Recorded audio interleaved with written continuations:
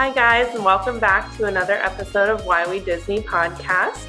This week we have a very special episode. We are doing the Disneyland version of our What's Worth the Price episode. We will be breaking down food, merchandise, everything that we think is worth the price at the Disneyland Resort. So let's get started. Hi everybody, welcome back to the Why We Disney podcast. We are here with a new episode for you this week, all about Disneyland and what is worth the price at the Disneyland Resort. As you can tell, Kara and Kaycee are not here today. We have our Disneyland team. So I am part of the Disneyland team. If you don't know me, I am Amanda. I am the marketing manager for the podcast. So basically my job is to just make sure that everybody out there knows about the podcast and promote it as much as possible. And then I am also joined with our editor, Sydney. Hey guys, I'm so excited to be here today with Amanda and break down all things Disneyland. We want to make sure that we are providing that West Coast content for you today. So Amanda, do you want to tell them what we're talking about today? Yeah, of course. So Kara and Kaycee did a version of this episode with Disney World. So they talked all about what is worth the price at Disney World, whether that be food or the merchandise, snacks, anything. So we are going to do that with the Disneyland Resort. So when we're talking about the Disneyland Resort, let's just break this down.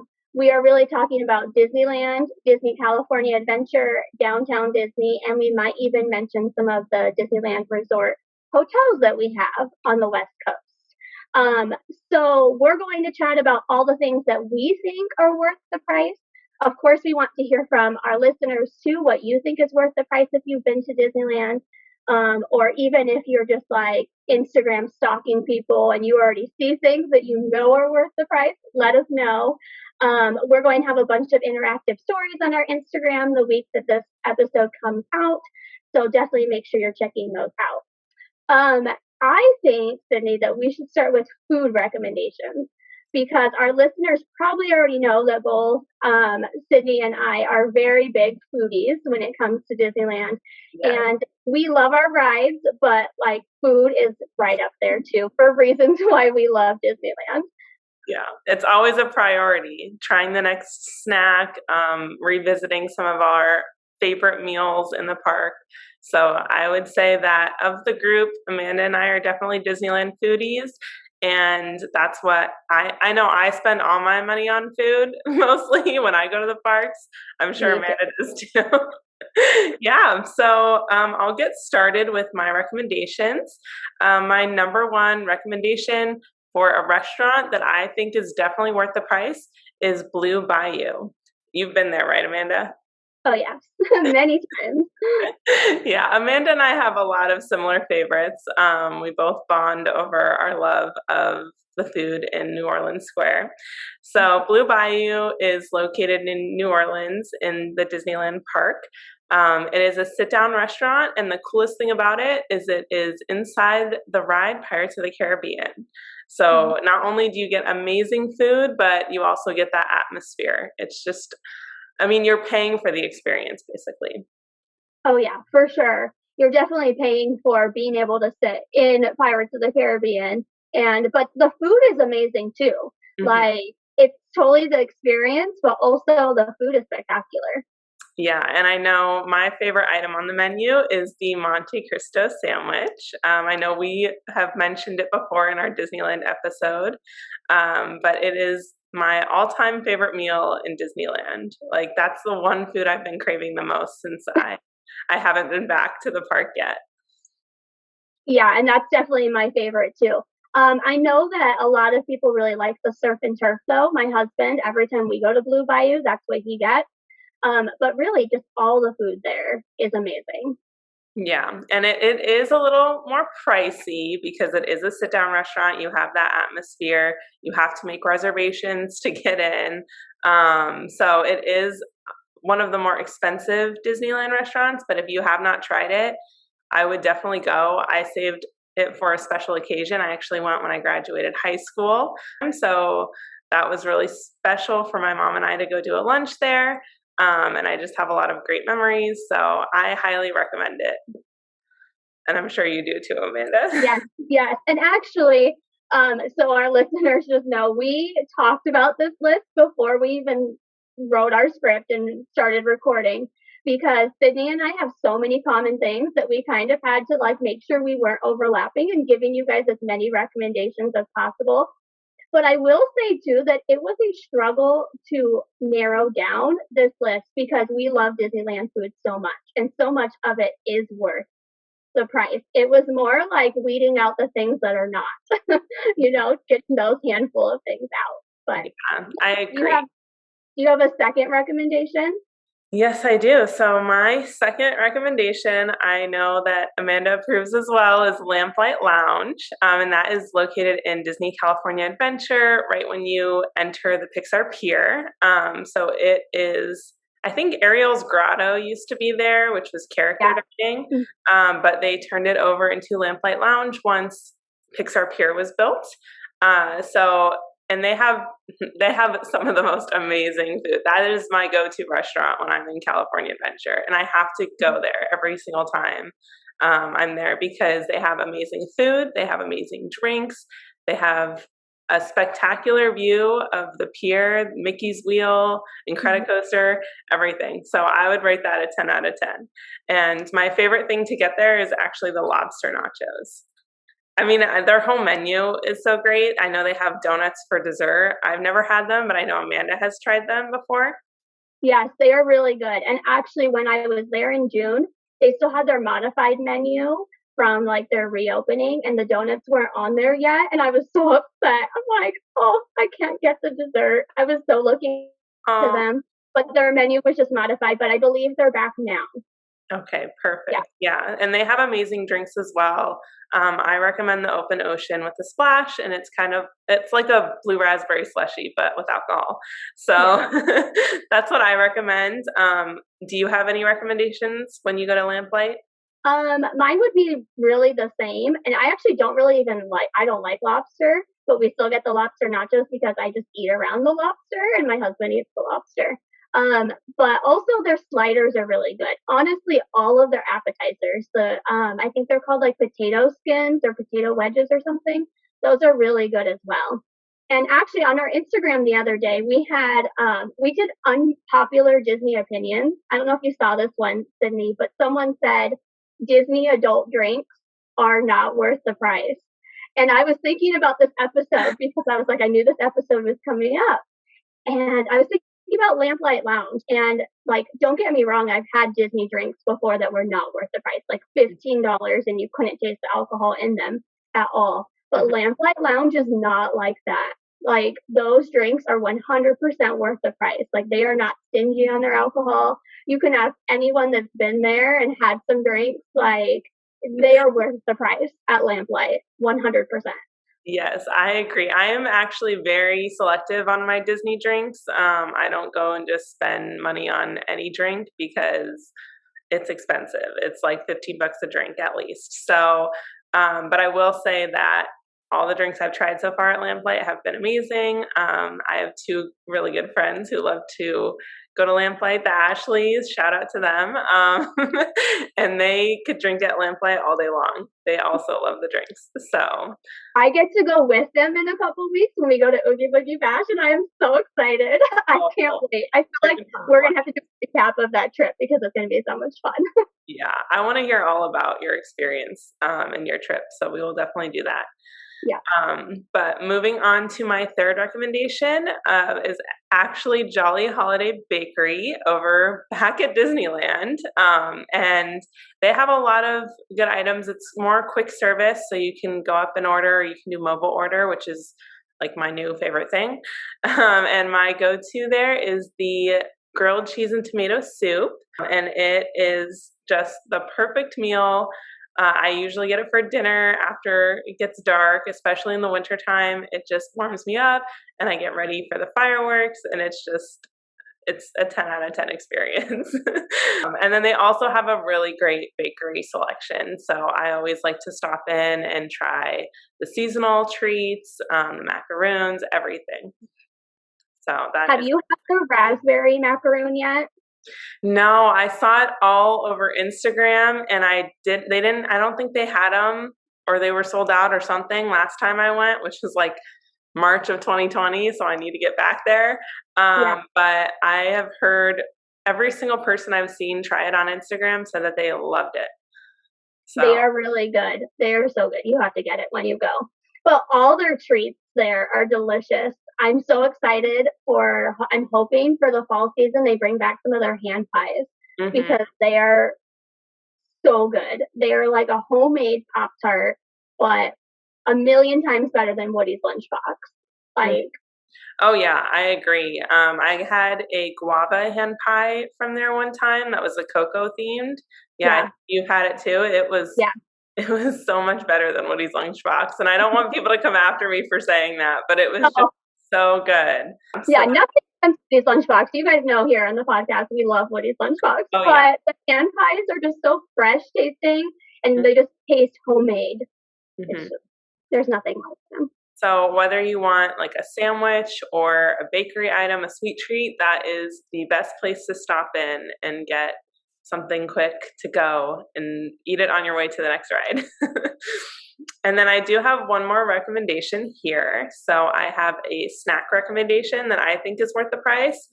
And if you know me, you know that I love everything pineapple and everything like ice cream. So, of course, my go to is Dole Whip. Now, I know a lot of people aren't a fan, but I think Dole Whip is worth the price in Disney just because it's not like a regular household thing. Like, you can get Mickey bars. I'm sorry, you can get Mickey bars at Target if you wanted to get those. But, and I know they taste different in the park, but Dole Whip is like something so specific to the Disney parks, especially when they come out with like different flavors. Like the raspberry, I've had coconut, I've had watermelon. That's like my new favorite. So I always think it's worth it for me to try a new flavor of Dole Whip, and also the floats too. They have really nice floats where they add juice and fruit or whatever sundae topping. So Yeah. Do you usually grab them from the Tropical Hideaway or do you grab them from the Tiki Bar? I do the Tropical Hideaway. Okay. Yeah, I got it at Tiki Bar like one time, I think, and it was just such a mess to wait in line and go and grab it, and it was melted, and it was, yeah. Tropical Hideaway is very calm. You can go in, you order, line up, and then you sit down immediately and enjoy your melting Dole Whip. So Yeah. if you're getting it in Disneyland, I recommend the Tropical Hideaway, and they also have more options, I think. Yeah, they have all those different flavors and the floats, and they now have like a sundae. Have you seen the sundae that comes with the little Jungle Cruise thing? That Yes. looks cute. I might have to get that for my trip. But enough about my recommendations. I would love to hear some of yours, Amanda. Yeah, so kind of piggybacking off of what Sydney said about Blue Bayou, I'm going to say Cafe Orleans in New Orleans Square. And really, their food is super similar. If you are not necessarily going for just the experience of sitting inside of Pirates of the Caribbean and having that kind of environment, like you're actually eating in the bayou, then definitely go to Cafe Orleans. It's a little bit more affordable, and you can still get the Monte Cristo. And actually, they also have the pommes frites, which are amazing. They are the French fries that have like the Cajun seasoning on, or the Cajun dip that you can dip in them, and they have the Parmesan cheese on top, and they are just so good. And right now, I have not been there since they changed the menu, but they're serving the Monte Cristo with the pommes frites. And that is literally the best combination ever.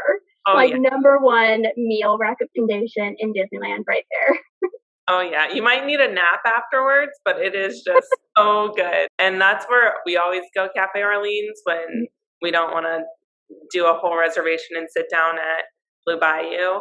But we would always just get like individual Monte Cristos and then get a side of pommes frites. So it's really great that they're serving it with it now.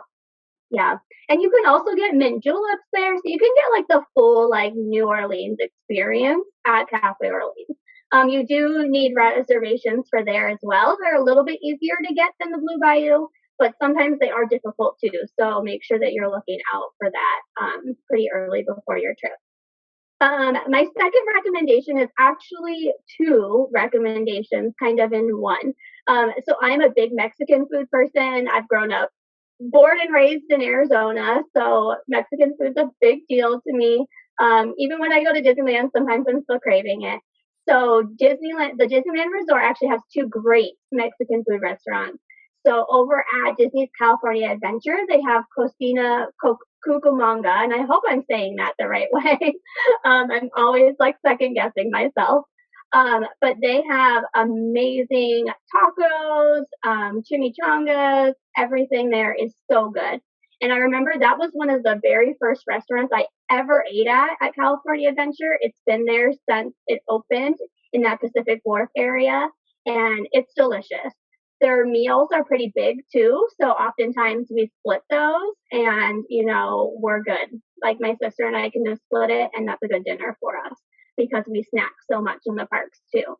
Um, so definitely recommend that if you're at DCA. And then if you're at Disneyland and you're wanting Mexican food, I would say Rancho del Zocalo. I love that restaurant too. Their chimichangas, their burritos are spectacular. And you can get them, I think they call it like Christmas style, where you get like half red sauce, half green sauce. Yeah. And they're so delicious. They also always have really good like seasonal desserts there too. They had like some type of like churro ice cream sandwich type thing. I think the last time I was there for Halloween, and it was amazing.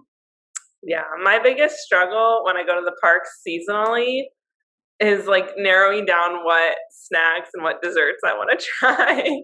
So I definitely know what you're talking about. I think I had it on my list one year, but I didn't get a chance to try it. So I hope they bring it back. But I agree with you. Also, being from Arizona, you can't beat good Mexican food. Yeah. So those are both so good. And those are both quick service too. They both have mobile order available. So it's never like a struggle to get a meal there. Everything's really good. So definitely recommend that. And then for my third and final, I wanted to make sure that we had some type of shout out to a downtown Disney restaurant. Because downtown Disney does have a lot of great options, especially we usually, if we're coming in the day before we go to the parks, we'll usually go to downtown Disney and have a meal down there. Or on our last day, we'll grab a meal in downtown Disney. So one of my personal favorites is Black Tap. And this one, like I debated putting it on here, but people love it. So the thing with Black Tap is that you can get it in other places in the United States. It's in Las Vegas. It's in New York City. So if you go to those places and you've been to one at one of the other locations, then maybe I don't recommend it to you. But if you've never been, definitely check out Black Tap. Their food is amazing. Their servings are very big. So again, you could split it if you're not super hungry. They have a pizza burger, which is spectacular. I love their turkey burger. Their fried pickles are amazing. Their chicken fingers are amazing. Everything is so good. Have you ever ate there, Sydney? No, and it's on my list, but I think when it opened, it was like right around the time right before COVID. So I did never get to the chance to try it, but I drool every time I look at their Instagram page. And I know one thing that they are really well known for is their crazy shakes as well. Yeah, and their crazy shakes, they are good. They are amazing. That's one thing that like you definitely need to try the crazy shakes once and make sure you have like 3 people to share it. The first time that I went there, we actually had 3 people sharing one and we still didn't finish it. That's how big they are. Yeah. Especially because we loved our food, so we scarfed down our food and then had no room left over for the milkshake. But they are kind of pricey. They do have the thing that I like about this location is that they have like a little to-go window. So you could get like a smaller, not as crazy shake to go, and the price is a little bit more reasonable for that too. But I don't even recommend them for the ice cream and the milkshakes. I recommend them for the food. For the food. Yeah. And I was scoping out because I've seen how ridiculously great those burgers look. Like you said, the pizza burger, they have a lot of specialty burgers on there that I think any foodie would want to try. Yeah, it's so good. You might want to do it on your way out of the park, but oh yeah, you definitely have to have enough room to eat there for sure. And when they opened, the line was so long to get in there because everybody wanted to try it. But I think the past couple times I've been, it seems a little more calm. So you definitely have to check it out on your next trip, Sydney. Yes, I will. Yeah. And then I kind of want to give like an honorable mention to, because we did not mention any of the restaurants at any of the Disneyland Resort hotels, but I do want to talk about the Craftsman Grill that's in the Grand Californian. I love that restaurant. And that like, I was going back and forth between Black Tap or that one, but it is so good. Their drinks are so good. All of their appetizers are amazing. Their nachos are like right on par with the Lamplight Lounge nachos.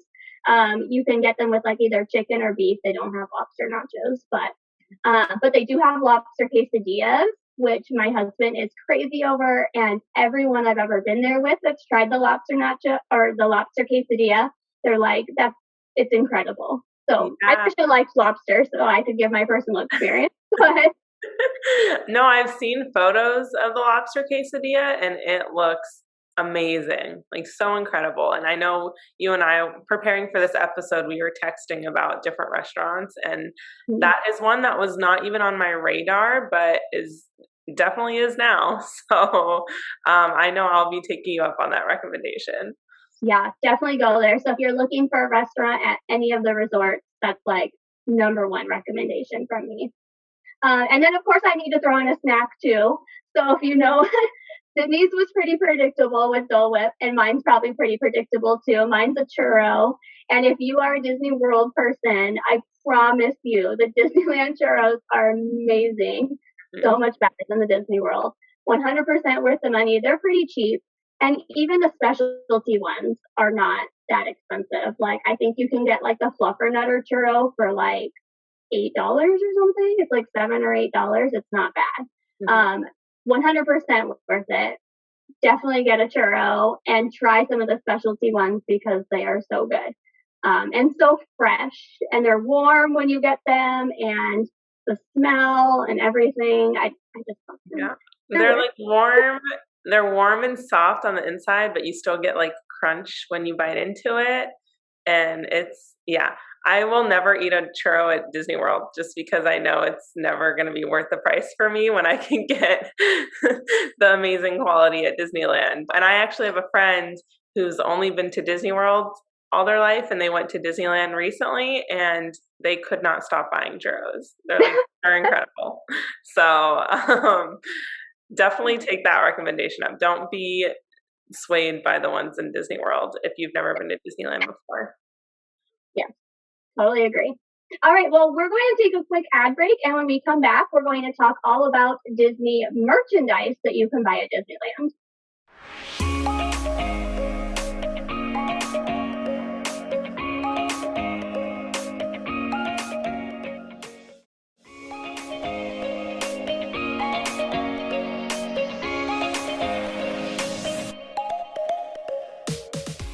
Welcome back, guys. We are going to start with our next segment. We are still talking about all of the merchandise at Disneyland Resort. Amanda and I don't really buy that much merchandise from Disneyland. Like I said before, we spend a lot of money on food, and we're there for the experience, the rides, the atmosphere.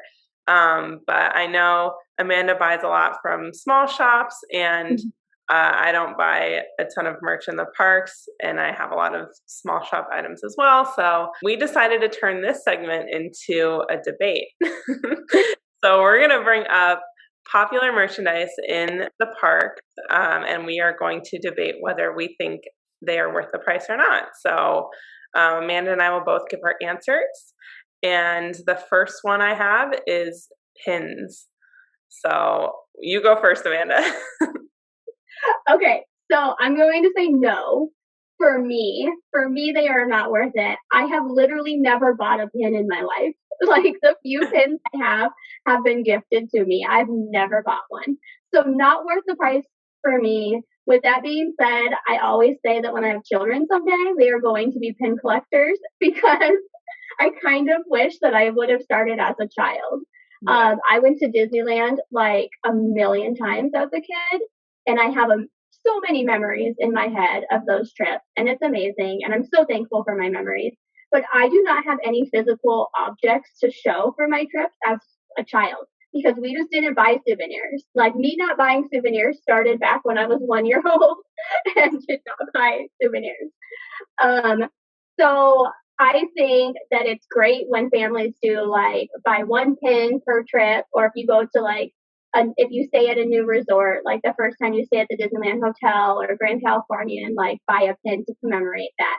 I think that's a great idea. But for me, myself right now, they're not worth it. What about you, Sydney? Yeah, so I'm kind of in the same boat. I don't think they're worth it now because now I find them to be incredibly expensive. And I know they have the different tiers of pricing, but like the cheapest pin is still going to be like $10. So I did actually grow up collecting pins. It wasn't like free. It wasn't like, oh, I have to buy every single pin. But we did get a pin when we went on different trips, or we'd get one from each park when we went to Disney World.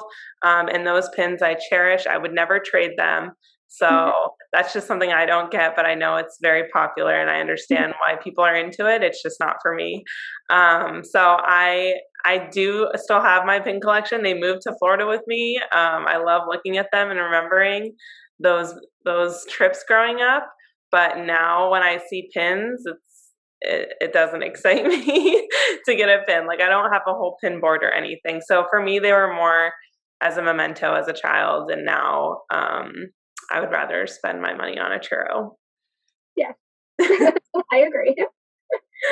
Okay. Next one, let's do Loungefly backpacks. Yeah. So Loungefly, okay, I can't give a straight yes or no answer. Do I think it's worth it to collect Loungeflies? No. I don't think anyone should have like 50 Loungeflies in their house. That takes up a lot of room. If that's your thing, like I'm happy for you. But as far as Loungeflies go, like they are very expensive. They run around $75. I do have one Loungefly that I got, and it has all the Disney snacks on it. Surprise! But I bought it not with the intention to collect them, but to use the backpack as like a purse, walking around. I know it's not an ideal park bag for me because I bring multiple outfits and you can really only fit like your wallet and a water bottle in them. So I think it's worth it if you find one that you fall in love with that represents you and wear it to have your Disney style every day. Yeah, that's actually my exact answer too. I only own two, and one is like a very black and white classic Mickey one that goes with literally everything. Mm-hmm. So it was perfect for me. And then I have the Sleeping Beauty Castle one that I fell in love with that one the instant I saw it. So if you find one that like screams at you and it just like represents you and you can wear it with multiple outfits and it's going to go with everything, then yeah, totally go for it. It's worth it. But I'm with you. Like I can't imagine collecting a whole room full of Loungeflies. Yeah. And the seasonal ones would not be worth it to me because I might only use them like 1 or 2 times a year. Yeah. That's already how I feel about my seasonal ears that I have because I only get to wear them for, a couple outfits a year. So I agree with you. I think it would just take up space and I would be sad seeing it unused on my shelf. I like to use the things that I buy and like wear them out and show them off and I get excited when people notice that they have Disney on them. So but our next item is spirit jerseys. And I know Amanda has a hot take on this, so I'll let you go first. Literally a hot take on this. So, born and raised in Arizona, it is very hot. Today it's 112 degrees. And the only reason I'm wearing a long sleeve is because I'm inside. And I am not wearing a spirit jersey, by the way. This is a shirt I bought from the Disney outlet that was $15. So not spirit jersey. But for me personally, not worth it. Like you can't get one anymore that's cheaper than like $75. Mm-hmm. And it's such thick material. It's basically a sweater. that I can't wear except for like December and January in Arizona. And even at Disneyland, like doesn't ever get super cold in Southern California. So it's not really practical for there either. I also feel like they're not very flattering. Like they just don't, not that I like to wear clothing that's like super like form fitting or anything, but I feel like they're just kind of baggy and I don't know. And I'm a very small, like petite person. I'm only 4'11", so I just would drown in that. But I mean, again, if that's something that you absolutely love, go ahead. That's why this is a debate. Like, feel free to send us an Instagram message and tell me that I'm wrong. That characters, I know Kara and Kaycee are already saying that as they're listening to me right now. That Amanda is wrong, but yeah, they're not worth it for me. What about you? Yeah, Amanda and I have very similar opinions, and it's funny, we kind of balance Kara and Kaycee out because I feel like they were saying the exact opposite on their episode, but that's why we have this representation on the team. And it might be because we're from the West Coast and you don't wear long sleeves a lot in the West Coast. But I agree with you that they're meant to be comfortable clothing. I mean, I have a few Spirit jerseys. I only bought one of them at full price in the parks, and it was before they were as expensive as they are now. But they are like my go-to when I want something long sleeve comfortable at the end of my day to throw on. I know Kara wears one every single day for the same exact reason. But for styling outfits in the parks, they really aren't super flattering. And they could be pretty heavy material, and the parks are located in hot states. But I agree with you. I have a couple that I bought on Shop Disney on sale, and that was worth the price to me because I have Baby Yoda ones that I bought on sale, and I love him, and I love wearing them around my house with my Baby Yoda blanket and my Baby Yoda pillow. So, oh my gosh, so cute. Just all decked out. But I agree. It's kind of like the Loungeflies, where if you see one that you just love the pattern, or if there's a Halloween one and you're obsessed with Halloween and you want to buy that and wear it all year round, like, go for it. I fully support you in that. But I know mine don't really leave the house very much, and they're just comfy shirts for me to wear. The next item I put on here is kind of random, but it's actually something that I do think is worth the price. So it is a fuel rod. So if you guys don't know, the fuel rods are the portable chargers for your cell phone that you can purchase you can do this in Walt Disney World or at the Disneyland Resort. Sydney, do you have one? I have 3. Yeah. You think they're worth the price as well? Yeah. I think any portable charger is worth the price. I mean, you want to invest in a good one. You don't want it to die out on you very quickly. Mm-hmm. I know my phone, when I take pictures, I drop like 10% per second when I'm taking pictures. So I need it plugged into my fuel rod constantly. And I love that the fuel rods are like all over Disneyland and all over Walt Disney World. Like, so you don't have to even worry about charging your charger, because when it dies, you just put it back in there and it gives you a new one that's like fully juiced up and ready to go. I love that. So I think it was like $30 when I bought it, and it's been 100% worth it for my trip. I don't have to have that constant worry of, is my phone going to die? Am I not going to get my pictures and videos? Like, we're good to go. Mm-hmm. Yeah, I agree with you. And the next item on our list is packaged candy or treats or popcorn. So all of that good stuff you would buy in the gift shop to take home with you. And we totally debated on whether this was merchandise or food.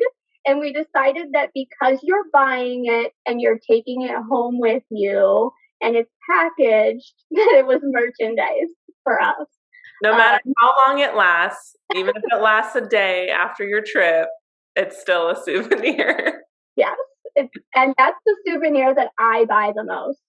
I hoard packages of the delicious almond toffee from Disneyland in my pantry until I can go the next time and buy more.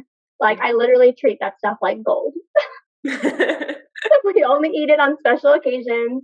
But we have that. The popcorn is really good too. I love the Churro Popcorn that they have at Disneyland that you can purchase in the bags and take home. And even like the treats in the cabinet, like the churro toffee, we'll grab that and bring it home. And you can freeze the treats like that, and they actually last a while. Hmm. Yeah, I have to freeze mine or else I'll eat them in a week and then I'll have to wait 3 months to get new ones. So I think last time we went, I brought home churro toffee.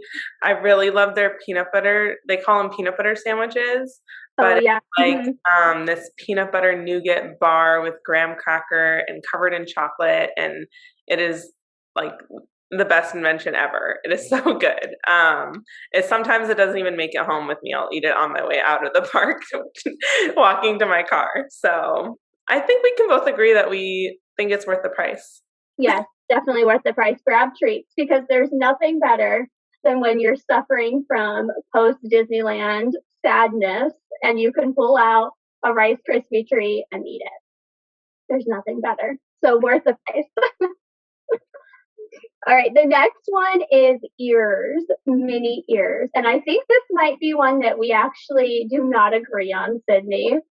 Yeah, I think so too. I would be a hypocrite if I said I didn't think they were worth the price because I have probably about 50 pairs of ears now.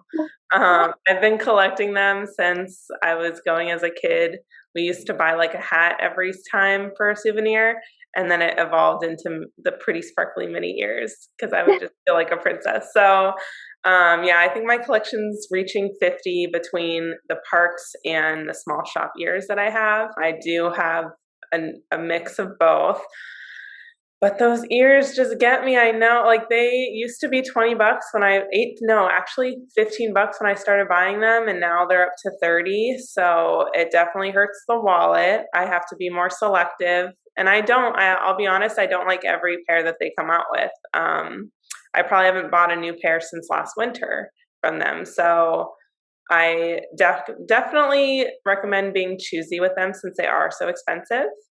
But a very well kept secret that I have is going on eBay, and I know some of those prices can be ridiculous. Like you have to sift through the people selling merch for $200 on there when the item's only worth $30 in the park. But if you sift through it, there are actually, I think these cast members go on and sell the ears for like a regular price, if not cheaper, because they get a huge discount when they buy it. So it really helps balance out those people on eBay. So I've bought ears that are totally in season for like $25 instead of 30. So like I save $5, but they add up.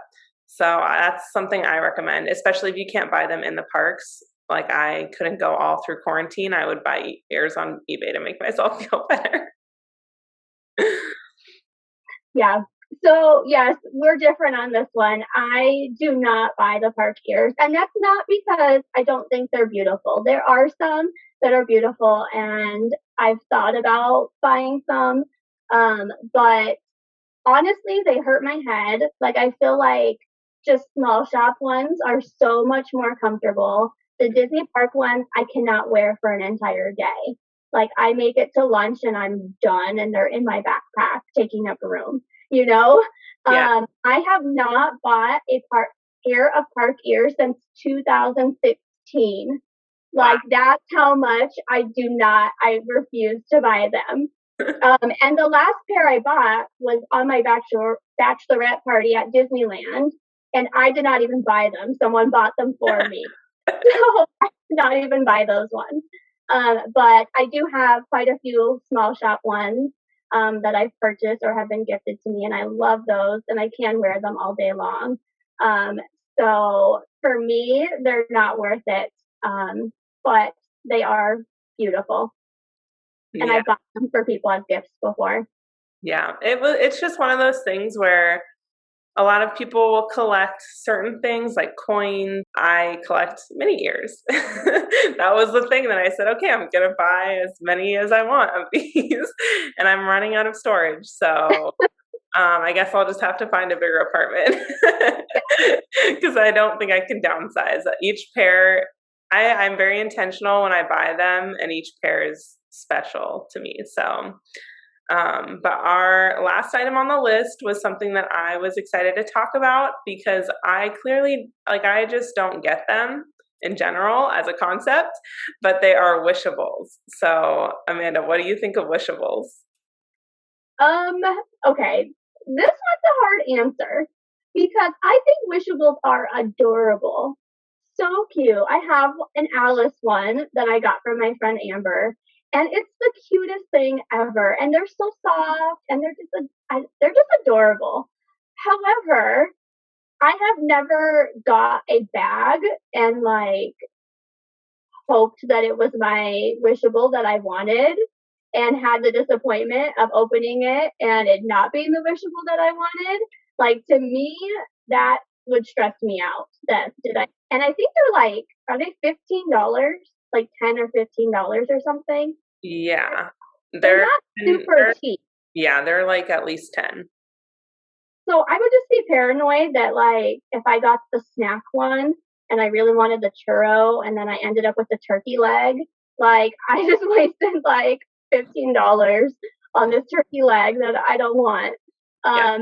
So I think if it's like I can buy it from somebody who already has opened it for me, then it's worth it. But I'm not going to like go into this blind, and I guess I'm not really good at like the feeling the bag and Yeah. There are some people that are experts on that. And like Amber, shout out to Amber. That's exactly who I was thinking of. She's an expert. I did that with her at Disney World, and she got like all of them right. I don't know how she does it, but she's awesome. Yeah. I agree with you. I think it's safe to say that you and I don't really like surprises. So buying anything in a mystery pack would just feel like it isn't worth the price if we can't pick it out ourselves.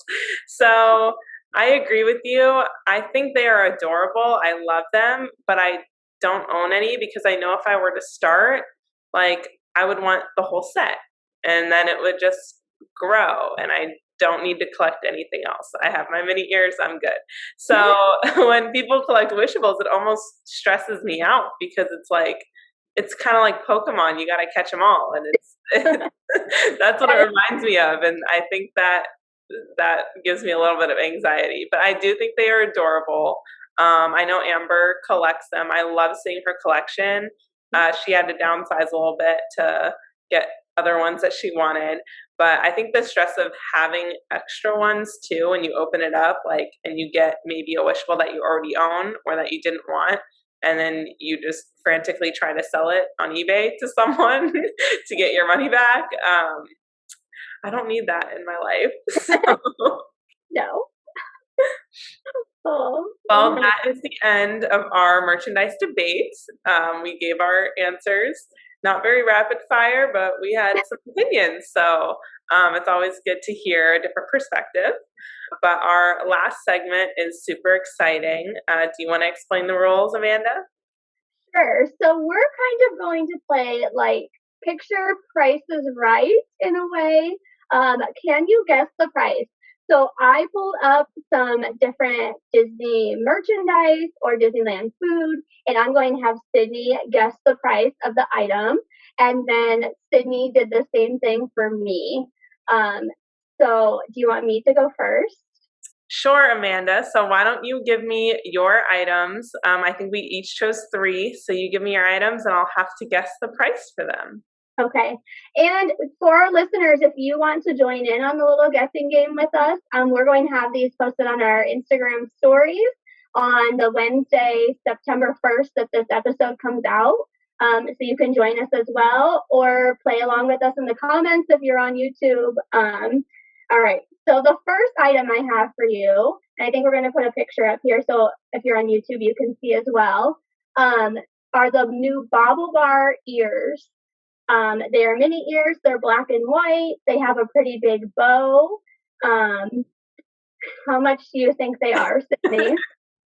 Okay, so with my vast knowledge on ears, I know regular ears are 30, and I know that the Bobble Bar and the Loungefly collaborations with Disney are a lot more expensive.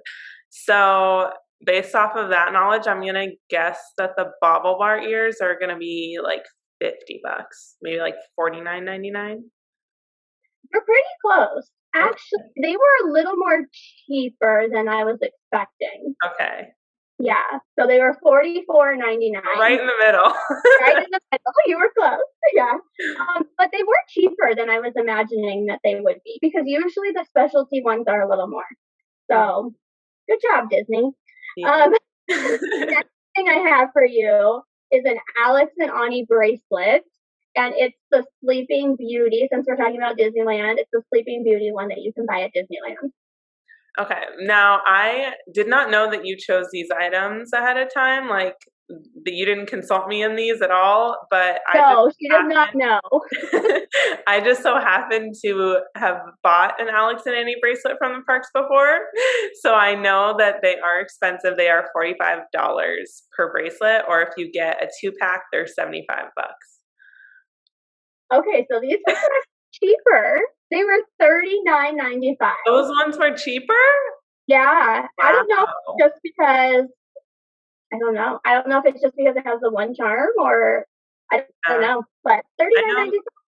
Wow. Yeah, I know they mark down some of the princesses if they've had them for a while.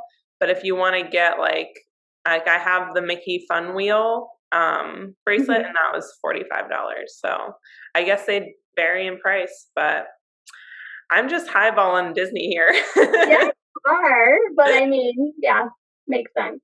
All right, and then the last one, this is truly me, like, guessing Sydney on something that she knows very well. So she told us she goes to Lamplight Lounge all of the time and always gets the lobster nachos.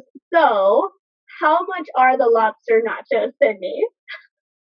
If I want to try to be exact, I would estimate like around $20, but I think it's more like $21.99, $20.99, something around there. $21 exactly. 21. Okay. I got one right. So yeah, I just wanted to see what you remembered because I know it's been a little while since you've been there. So testing your knowledge over here. And I'm surprised I remembered that because I don't even look at the price when it comes to food. Sometimes. That is so true. Like, I mean, if it's good, it's worth it to me. I see something I want on the menu and that's the only thing I want. That's just what I'm going to have to buy. Yep. So that was really fun though. I love that. I really overestimated because it's Disney and everything's expensive, but I have 3 items for Amanda. I didn't do very mainstream items, so I'm really putting her to the test here. But the first item I have is the Disney Parks Wishables Mystery Pin Set, and it's a blind set, so I put a picture up over here. You can see how cute these little pins are. They're just like the Wishables where you get them in a pack and you don't know which ones you get, and you get 5 pins. So how much do you think that is, Amanda? Oh gosh. And I don't buy pins, so like I have no idea like how much they would be. You get 5 in the package. They're 5 like little mini pins. But they're little mini. So I'm going to say $19.95. Ooh, so these are actually $27.99. Oh my god. Little guys. Oh man. You're paying almost $6 a pin, and you don't even get to choose them. Oh yeah, no. Going back to our debate, yeah, not worth it. And I know a lot of people love the whole mystery. I love the mystery when I get a McDonald's toy in a kid's meal, but I don't it's coming with my meal for free. But I don't love the mystery when I'm spending almost $30 on it. I could get a pair of ears that I know I love. So, I was surprised that they were so expensive. But the next item I have is the Black Tap Crazy Shake. I know that you've been to Black Tap before, so let's see if you can remember some of the menu items. This is the special edition shake with a little Mickey Mouse on it and some rock candy. So how much do you think that shake is? So I have never had this shake, but I know that most of their shakes are like in the like $20 to $25 range. And since it's a specialty one, I'm gonna go a little bit higher. So I'm going to say $24. You are exactly right, Amanda. It's $24. And it is Wow.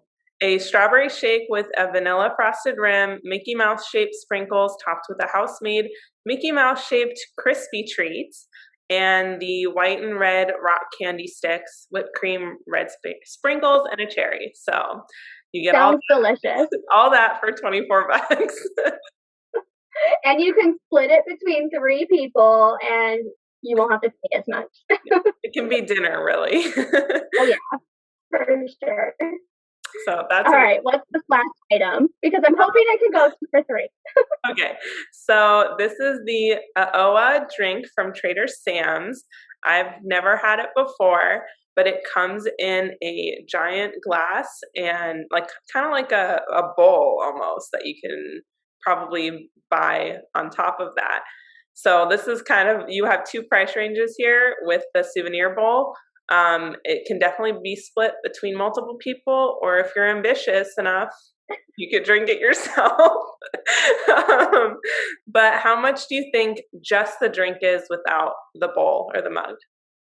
Gosh. Okay, so I've been to Trader Sam's. It's been a while. I know that their drinks are kind of on the pricier side, and that one is huge.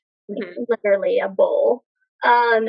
So I'm going to say 25, 26, maybe. Okay, so just the drink you think is 26 or 25. How much do you think it is with the souvenir mug? It's probably like 40. You are very close. So the drink alone is 23, and the drink with the souvenir mug or bowl, whatever you want to call it, it's more of a bowl, to be honest, like a fish bowl, but that is $43. Okay. And again, you can probably cheaper than I thought it would be. Yeah. Like, I thought it would definitely be more than 23. I thought I was like kind of on the lower end guessing, but wow. Which you can drink for 2 with that. So it's pretty reasonable when you have multiple people splitting it. But that was the last item, and I thought this was a really fun game. So thanks for playing. Yeah, loved it. Oh my gosh, I'm totally a Price is Right person. So we should play Disney Price is Right way more often. Yeah. So like Amanda said before, make sure you check out these games we will have on our Instagram stories this week at Why We Disney Podcast. And also don't forget to follow us on Instagram while you're there. Subscribe on YouTube, follow us on TikTok, Pinterest, all the social medias. And thank you so much for continuing to listen to us. We were so excited to bring this Disneyland episode to you today. We're hoping to have a lot more Disneyland content in the future, so you might hear from us again. But we just want to thank you guys for your support, and we love you. Bye, guys. Bye.